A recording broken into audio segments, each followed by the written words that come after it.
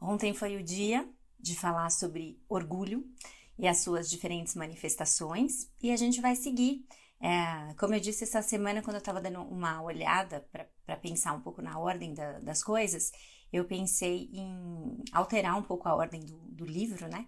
E não fazer exatamente seguindo aquela ordem, até porque tem alguns que a gente não vai falar, porque a gente já falou na outra série, mas achei que tem alguns, e vocês vão ver que essa semana eles são parecidos, eles têm nuances muito parecidas entre eles. E hoje a gente vai falar sobre mundanismo, e eu acabei acrescentando ontem à noite o secularismo também. Então é mundanismo e secularismo. Secularismo não tem no Pecados Intocáveis, mas a gente pode falar sobre eles são bastante relacionados e com frequência a gente vai falar, na verdade, sobre os dois juntos, com uma ou outra implicação talvez diferente, mas que na verdade acho que acaba sendo as mesmas ações para evitar resultados diferentes. Quando você ouve essa palavra mundano ou a palavra secular, você que talvez, principalmente você que talvez já seja mais velho de igreja, que tem mais tempo na igreja, o que te vem à mente? Quando você escuta a palavra mundano, nós não podemos ser mundanos, ou a gente precisa tomar cuidado com tudo aquilo que é secular, porque são termos que de fato a gente usa bastante na igreja, mas que de novo é importante a gente entender o que eles significam, porque muitas vezes a própria definição do termo já mostra pra gente algumas coisas sutis que a gente deixa entrar embaixo do nosso tapete sem que a gente sequer perceba. Então, quando falam para você evitar as coisas desse mundo, o que isso de fato significa? E veja, eu não vou defender aqui uma lista do que você pode ou não pode fazer, mas com frequência esse é o significado que é associado ao mundanismo, que para você não ser um mundano, você não pode isso, você não pode isso, não pode, não pode, não pode, não pode, não pode. E aí quando a gente vai para o dicionário para entender o que é o mundanismo e o secularismo, o que a gente encontra? O mundanismo é definido como o modo de vida de quem só pensa em se divertir e de quem só pensa em usufruir de bens materiais. Essa é a definição do dicionário de mundanismo. A gente vai aprofundar ela um pouco de uma outra perspectiva. Mas quando a gente olha para a definição de secularismo, ela é bem parecida com aquilo que a gente viu da impiedade, talvez. O secularismo é quem segue o secularismo é o laicista. É aquela pessoa que não aceita a influência da religião ou de devoção religiosa no destino dos homens. Então elas são parecidas, mas elas têm algumas nuances diferentes. E a gente pode cair tanto em um quanto em outro, mesmo sendo cristão, de forma sutil. Então é possível que um cristão seja secular, e é possível que um cristão seja mundano. Então a gente vai entender um pouco isso e ver de que forma sutil e manifestações suaves em que isso pode acontecer na nossa vida sem que a gente sequer perceba muitas vezes. Em 1 Coríntios capítulo 7, versículo 31, Paulo adverte a gente para que a gente não permita que as coisas desse mundo se tornem importantes demais para nós. 1 Coríntios 7, 31. Então, eu acho que uma definição de mundanismo que casa com essa do dicionário, mas vai um pouco além, é aquela que o Jerry Bridges traz de estar apegado às coisas, monopolizado ou preocupado com o que é passageiro neste mundo. As coisas aqui dessa vida, elas podem ou não ser pecado em si mesmas. Não existe, para algumas coisas, existe aquilo que a gente fala, talvez uma área cinzenta, que para algumas pessoas pode ser pecado, para outras não. Depende da importância, do valor e da motivação com que a gente faz ou o valor que a gente dá para aquilo. O que transforma, então, em mundanismo coisas que são aparentemente lícitas é o valor exagerado que a gente dá para elas. Em Colossenses capítulo 3, versículo 2, Paulo instrui a gente a pensar nas coisas do alto, nas coisas de cima, e não nas que são da terra. E isso confronta tanto um quanto o outro. Essa verdade de que a gente tem que pensar e focar a nossa mente nas coisas que são do alto, confronta o mundanismo e o secularismo. As coisas de cima devem ter muito mais valor para nós. E o que são as coisas lá do alto? O próprio Deus, a Bíblia, oração, obediência, e essas coisas têm que ser prioridade e a gente tem que valorizar isso acima de qualquer outra coisa. E não uma valorização que é só de discurso, mas que se converte também no tipo de pensamento, nos nossos pensamentos, nas nossas ações, nas nossas palavras. E é aí que a coisa se torna sutil. Porque as pessoas que não amam ou que não obedecem a Deus, elas não se concentram nas coisas lá do alto. Isso é fato, logicamente, porque isso não faria sentido para elas. Mesmo assim, o estilo de vida dessas pessoas muitas vezes não é tão diferente do nosso. São pessoas honestas, são pessoas que pagam seus impostos, são pessoas que usam máscara, que respeitam o distanciamento social e são pessoas que evitam os pecados óbvios. Essas podem ser pessoas que nem sequer conhecem ou que não pensam nas coisas lá do alto. E aí o mundanismo parece se tornar uma coisa que é aceitável para nós. E aí o Jerry Bridges ele aprofunda a definição de mundanismo, dizendo que ele significa aceitar os valores, aceitar as regras morais e as práticas da sociedade que é simpática, mas é descrente, sem discernir se esses valores, regras e práticas são bíblicos. Então eu aceito, eu vou junto, eu sigo o fluxo. A gente não enxerga, a pessoa que é mundana, ela não enxerga o mundo sob a lente do evangelho. Ela aceita o costume da sociedade desde que esse costume não seja um pecado óbvio, desde que não seja um pecado gritante. E o mundano, com frequência, então, ele também é secular, porque ele não está associando a fé com a sua vida prática. E tem impiedade nisso também, porque se ele aceita o costume da sociedade e não associa o evangelho com seu viver diário, provavelmente ele não pensa em Deus e em como agradá-lo no seu dia a dia. Então, se por um lado a gente pensa, puxa vida, então se eu tenho um pecado parece que um vai puxando o outro. É verdade, mas a partir do momento que você começa a tratar um, muitas vezes os outros vão sendo tratados em cascata também, pela ação do Espírito Santo. Então a pessoa ímpia, muito provavelmente, ela também é mundana e é secular. Mas a partir do momento em que eu coloco Deus no meu dia a dia, que eu começo a enxergar a necessidade de trazer para o meu viver diário a presença de Deus e as verdades sobre Deus, uma coisa também vai transformando a outra. Não tem como eu dar um valor maior para as coisas desse mundo do que para as coisas de Deus. Muito menos tem como eu cair no secularismo, de achar que essas coisas são diferentes e que eu não vou, então, permitir que a religião influencie no meu dia a dia. E é claro que se você for perguntar para alguém se a pessoa é secular, para alguém, principalmente alguém cristão de dentro da igreja, e você apresentar essa definição, ela vai falar, claro que não, por isso que eu venho na igreja. Mas o quanto isso está associado com o seu dia a dia, o quanto isso se traduz de segunda a sábado. Eu vi uma vez um livro, eu tenho quase certeza que ele não chegou a ser traduzido para o português, eu vi há bastante tempo, e o nome do livro era Quem é Você na Quinta-feira?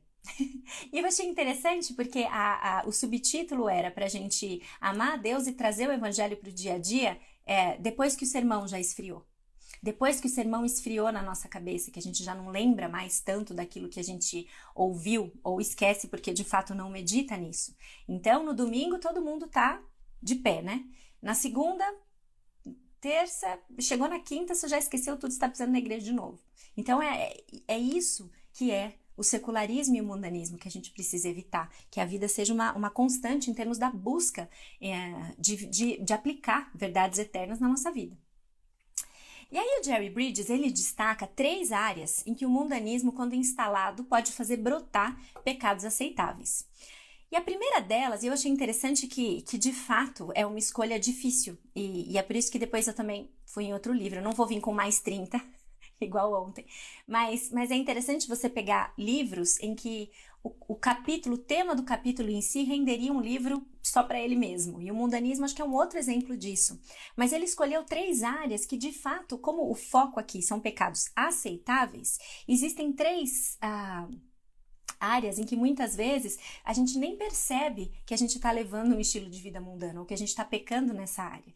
E aí ele fala do dinheiro, da imoralidade e da idolatria.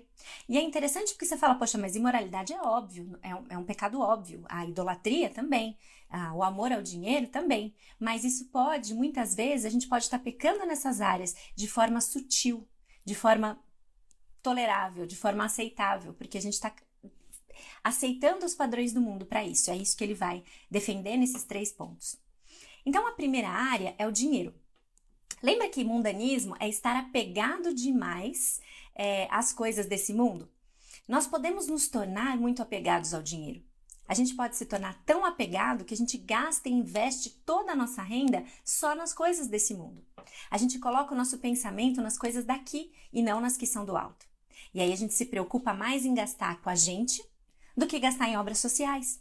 A gente se foca mais em bens materiais, em adquirir para nós bens materiais, e a gente deixa de contribuir na igreja. E muitas vezes a gente deixa de contribuir na igreja porque esse é um tema tão polêmico lá fora, que já criou tanto estigma e tanta coisa se fala sobre isso, que a gente acaba entrando na maré e achando que, sem entender o que a Bíblia diz sobre isso, qual é a visão bíblica do contribuir, qual é a base bíblica para isso dentro da igreja. Então, a gente se torna assim mundano quando a gente começa a criar para nós, a tomar para nós como verdade o que o mundo diz sobre o uso do nosso dinheiro, não o que Deus diz sobre isso. E a gente começa, de fato, a achar, influenciado sutilmente por uma cultura secular, que o dízimo não é tão necessário assim, que a gente não pode nem falar de dízimo mais, porque já gera uma coisa assim, né? E que eu posso sim dar ou ajudar na igreja se me sobrar dinheiro, se a minha renda permitir. E Jesus foi bem direto quando ele disse em Mateus 6,24 que ninguém pode servir a dois senhores. Ou a gente vai escolher a Deus, ou a gente vai escolher o dinheiro. E 1 Timóteo também nos alerta de que o amor ao dinheiro é a raiz de todos os males. Então, se o dinheiro domina a nossa vida, a ponto de que a gente só gasta com a gente só pensa na gente, a gente não ajuda o próximo, não ajuda na igreja, quem perde somos nós. Deus não precisa do nosso dinheiro. E muitas vezes, infelizmente, versões e visões bastante distorcidas da questão do uso na igreja têm dito isso. Que Deus precisa do nosso dinheiro para alguma coisa, e Deus não precisa do nosso dinheiro para nada. E é por isso que quando a gente faz uma oferta e a gente devolve um pouco daquilo que Deus tem nos dado, isso demonstra muito mais uma gratidão do que um meio que eu estou querendo para alcançar alguma coisa ou alguma bênção. Então a gente precisa tomar cuidado com a questão do dinheiro, porque muitas vezes a gente tem administrado ou pensado no dinheiro de forma mundana. A segunda área em que a gente pode se tornar mundano é na imoralidade. E ele vai chamar de imoralidade vicária. E aí quando a gente vai para entender o que significa o termo vicário, é a mesma coisa que substitutivo. E eu achei esse termo interessante porque ele diz de fato que quando a gente pensa em imoralidade, como eu falei antes, é difícil a gente pensar na imoralidade como na lista de pecados sutis ou aceitáveis, porque normalmente a gente não tolera a imoralidade. Mas a imoralidade vicária, substitutiva, entre aspas, sim. E qual é essa? É aquela que, ok, eu não traio ninguém, mas eu amo saber da traição dos outros. Então, eu consumo revistas, eu consumo sites de fofoca, porque eu quero saber das coisas. Eu quero ler, eu quero saber, eu quero estar informado de quem foi que teve um caso com quem foi que separou e casou de novo. Eu quero saber o que rola naqueles reality shows mais bizarros que existem por aí. Eu não me prostituo. Eu não vou me prostituir jamais. Mas é cada filme que eu assisto, é cada livro que eu leio. Imoralidade vicária. Ela é sutil. Porque você não fez nada, entre aspas, mas você consome práticas e valores que são aceitáveis para você, mas que são claramente opostos à Bíblia. A gente é mundano nessa perspectiva também, então a gente precisa tomar cuidado.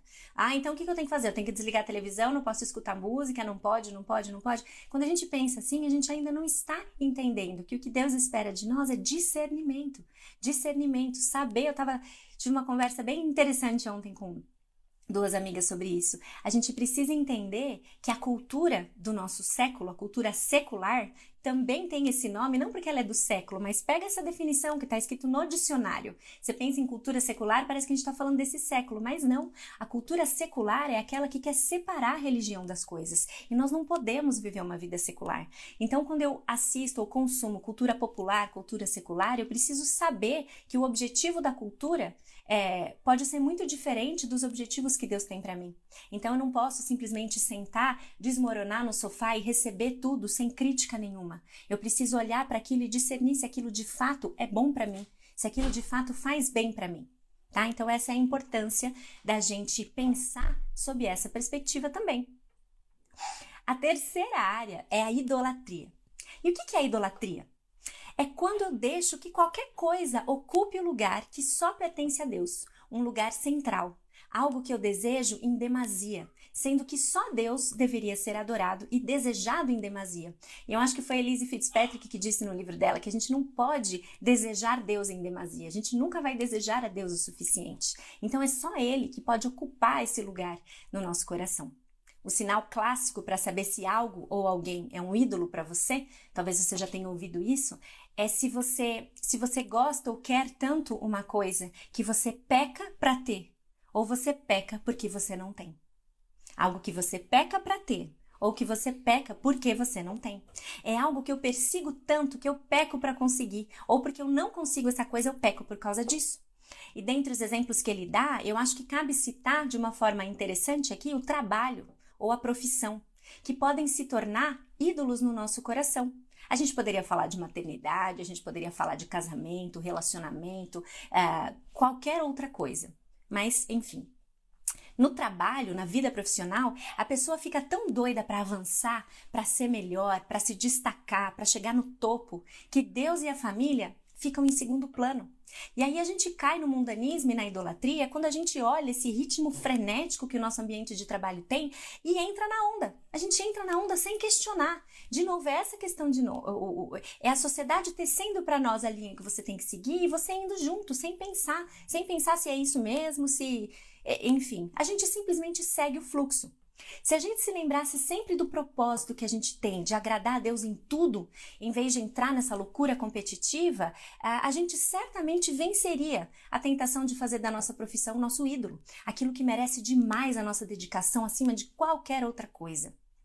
Dá para escolher diferente. Dá para fazer diferente. Quando a gente coloca Deus no seu devido lugar, todo o resto se alinha quando a gente coloca Deus no trono, Deus no centro. E aí isso faz, muitas vezes, a gente tomar decisões que são contrárias ao que o ambiente de trabalho nos empurra a tomar. E a gente segue o fluxo sem pensar no que está acontecendo. Nessa linha de raciocínio sobre a idolatria no contexto profissional, o Jerry Bridges contou uma história que eu achei muito legal, sobre um vendedor de carros que disse que depois que ele conheceu a Cristo, ele largou mão de tentar vender carros e começou a ajudar os clientes a comprar carros. Eu achei muito legal, porque ele não mudou de profissão, mas ele mudou de objetivo. Ele mudou de objetivo dentro daquilo que ele fazia. E o seu foco, então, deixou de ser o quanto ele poderia lucrar, o quanto ele poderia crescer vendendo, mas como ele poderia servir as pessoas, ajudando as pessoas a comprar um carro que de fato fosse bom e que de fato fosse viável às suas necessidades e às suas condições. Eu lembrei agora que tem um filme, e vocês com certeza vão saber qual é, escrevam aí, por favor. Um desses filmes que é sempre feito pelo mesmo cara, porque é aquele grupo de filmes gospel que faz todos eles, que o cara era de fato um vendedor de carros, que ele era super desonesto e ele lucrava muito porque ele vendia carro para pessoas vulneráveis ou que não entendiam muito sobre carros com um preço super alto, e as pessoas compravam e ele se achava o máximo ou esperto, e ele era reconhecido por isso. A virada, é esse o nome? E aí quando ele entende enfim, começa a seguir o evangelho mesmo, obedecer a Cristo e tal, ele vai na casa das pessoas, devolve o dinheiro a mais que ele cobrou pelo... Enfim, é muito interessante.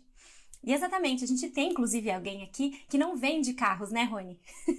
Você ajuda as pessoas a comprar carros. Ai, querido demais esse Rony. Muito legal. Alto requinte, gente. Pode seguir o Rony se precisar de carro, vai lá que você não vai ser enganado, tudo de bom. Enfim, dá pra gente fazer diferente. A gente, de fato, quando a gente conhece e segue os verdadeiros objetivos, a gente começa a servir de coração a Deus. E aí a carreira deixa de ser um ídolo e sim uma forma de serviço a Deus. Isso tem implicações práticas. Bom, voltamos para a definição de mundanismo. E aqui, na verdade, eu queria fazer uma indicação para vocês. Se você se interessa por esse assunto de trabalho e como que a gente integra uma coisa com a outra, você precisa ler esse livro aqui, do Tim Keller com a Catherine Ausdorff, que trabalhava bem perto com ele no ministério. O livro se chama Como Integrar Fé e Trabalho, Nossa Profissão a Serviço do Reino de Deus. É um livro muito legal e você tem a resenha dele lá no blog também. É só entrar no blog, você tem ali várias categorias diferentes, tem a categoria leitura, e aí tem uma subcategoria escrito Eu Li. Aí você vai lá no Eu Li e você vai achar outras resenhas, mas essa vai estar lá inclusa também, tá? Bom, voltamos para a definição de mundanismo. Preocupação com as coisas passageiras da vida e concordar com os valores e práticas da sociedade sem questionar se são bíblicos ou não. O que precisamos para combater o mundanismo é nutrir um amor tão profundo por Deus que não caiba mais nada além do desejo de agradar a Deus em qualquer coisa. Não significa que todo mundo tem que parar tudo, sair dos seus empregos e serem missionários. Não é isso. E é por isso que eu gosto desse livro. Significa que tudo o que a gente faz tem que ser feito e visto sob a perspectiva do Evangelho, mais uma vez. Nesse sentido, então, esse livro do Tim Keller é excelente. Ele apresenta uma visão cristã do trabalho. A gente trabalha para servir os outros, não a nós mesmos. E isso dá subsídio para uma nova vida profissional, transformada e transformadora também. E também tem um outro livro que eu queria indicar para vocês, que é esse aqui. Guarde-os do mal, preservando seus filhos do mundo secular e preparando-os para o Evangelho. Que livrinho legal! Essa é uma dica especial para pais e mães aqui. Que livrinho legal esse aqui. Pode parecer estranho para alguns quando você começa a leitura, porque ele desafia de uma forma bem contundente a forma contemporânea de educação que a gente tem oferecido para as crianças hoje em dia. Mas é um livrinho muito bom. Ele fala muito sobre secularismo, essa coisa da gente diferenciar ou querer separar a religião da vida e etc. E eu me lembrei disso quando eu estava preparando o estudo de hoje e resolvi fazer o tema de hoje incluindo o secularismo, porque são bem relacionados, e nesse livro ele apresenta 10 maneiras, lá no final, num dos apêndices, 10 maneiras de como você cria um secularista. E embora ele fale de criação de filhos, eu creio que 7 dessas coisas que ele diz vale também como um autoexame, para a gente ver se a gente tem desenvolvido uma mente mundana ou secularista em nós mesmos. E o que ele diz? Quais são os passos para a gente criar uma mentalidade filhos secularistas ou que a gente pode se comportar de maneira secularista? Primeiro ponto, frequente uma igreja em que Deus não é levado tão a sério. E como que a gente sabe que uma igreja não leva Deus tão a sério? É uma igreja em que o essencial é que seja gostoso, que o essencial é que a igreja seja divertida, principalmente para as crianças, mas para os adultos também isso acontece. A diversão é o essencial. Ir na igreja não é enriquecedor, ir na igreja é legal, é divertido. Tem muitas programações, muitas. E veja, não tem problema uma igreja ter muitas programações, desde que a diversão não seja o bem maior. Mas se existem uma programação atrás da outra, a igreja é agitada, tem bastante coisa. Eu vou lá porque lá tem bastante coisa. O que isso produz no final? É só o sentimento de diversão? Ou você é confrontado, exortado, estimulado a adorar, a ter uma vida contrita debaixo dos pés da cruz? Para você ser um cristão secular, é só você ir numa igreja que muitas vezes as pessoas chamam de igreja clube. É aquela que é super divertida, mas que você de fato não cresce nela. Segundo ponto, trate o domingo como um dia cansativo. Faz o que você tem que fazer logo cedo, vai na igreja de uma vez, ou liga o culto online logo de uma vez, faz logo o que você tem que fazer, para daí você já dar conta disso, checar isso da sua lista. E aí sim, você vai para a parte boa do domingo. O almoço, uma televisão a tarde inteira, um bom filme. Não faça nenhum esforço para tentar relacionar o que aconteceu durante o culto com a sua agenda de segunda até sábado. Você se torna um secularista quando você encara o domingo dessa forma. Terceiro ponto, encha a casa, encha o carro, encha a sua agenda de barulho. Crie distrações contínuas, todo mundo ocupado o tempo inteiro, de tal forma que não exista espaço na sua vida para o silêncio. Crie uma agenda em que você está sempre estimulado ou estimulando as suas crianças e para que não tenha silêncio em casa. Porque com silêncio as crianças precisam exercer a criatividade, pensar no que fazer, você também, né? De tal forma que já não existe espaço para o silêncio, para reflexão, para meditar em qualquer coisa que seja. O negócio é movimento, o negócio é sempre ter atividade. É isso que a gente busca muitas vezes na nossa vida e a gente deixa de ter o tempo para a gente parar, refletir, meditar em alguma coisa, isso para qualquer idade. Quarto ponto, para a gente se tornar secularista, encha a sua mente e a sua vida com cultura popular. Música popular, filmes populares, qualquer peça de cultura que for produzida em massa.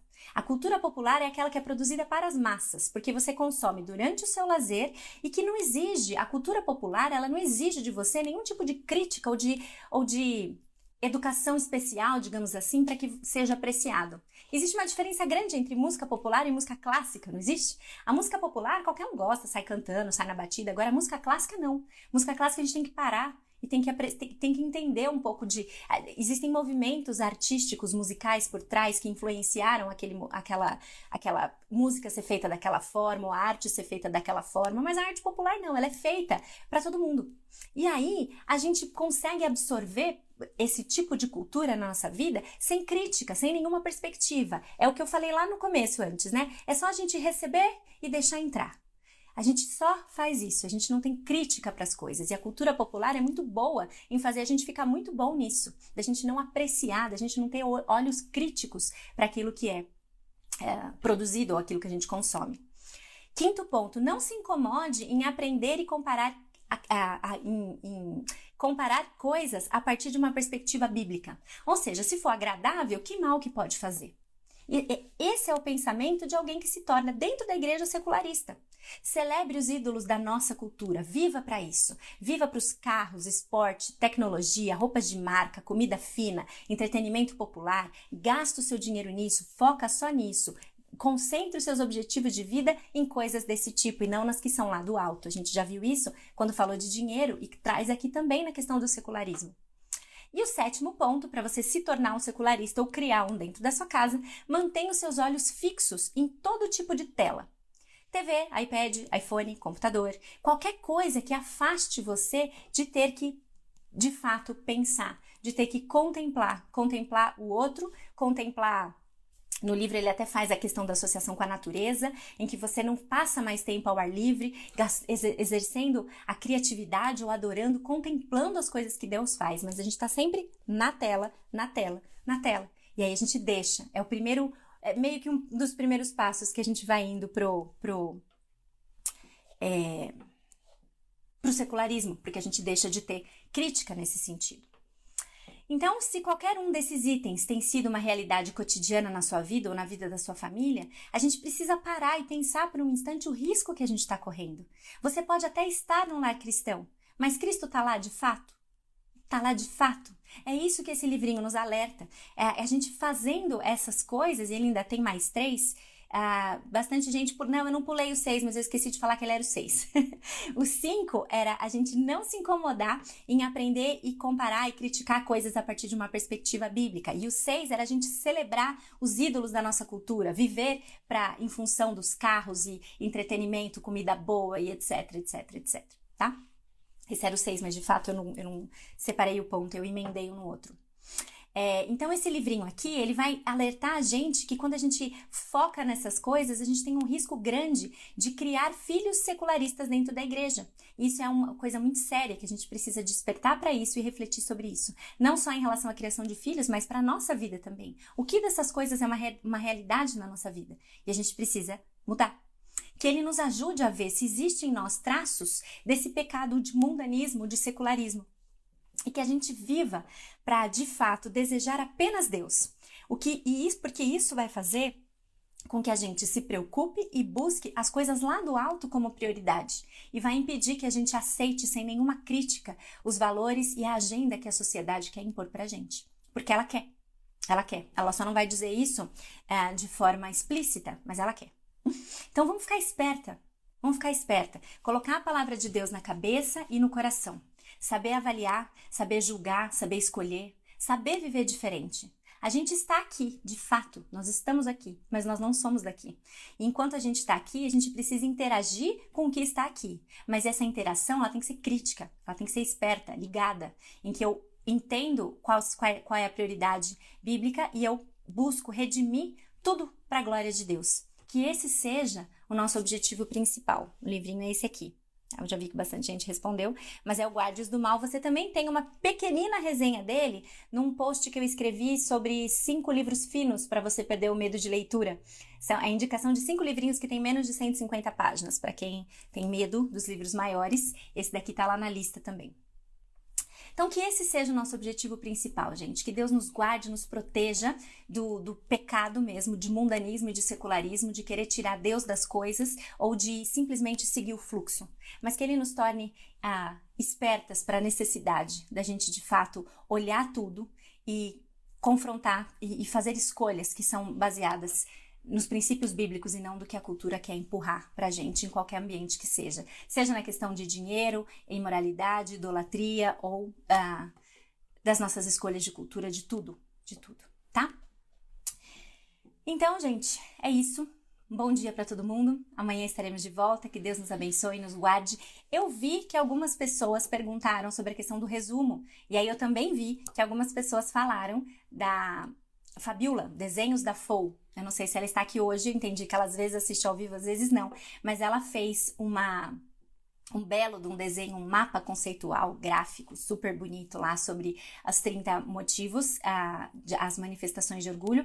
Eu deixei lá nos meus stories, mas para quem não conseguiu ver, eu também queria dizer que ontem eu fiz todo um movimento aqui, consegui falar, tanto na ABCB quanto na Fiel, e eu vou fazer uma adaptação dessas 30 manifestações e vou sim postar no blog, esperançosamente, até sexta-feira eu faço isso. Vocês vão ficar sabendo, eu vou avisar aqui, vou avisar no feed, vou avisar nos stories, vou avisar em todo lugar. Tá bom? Para que você tenha acesso a essas 30 manifestações e faça de novo o checklist que algumas pessoas brincaram ontem comigo, que era tipo cartela de bingo. A Naná fez um bingo ontem, eu completei a cartela. Mas que Deus nos ajude, tá bom? Então, até amanhã, meninas, e que Deus nos abençoe. Bom dia para todo mundo.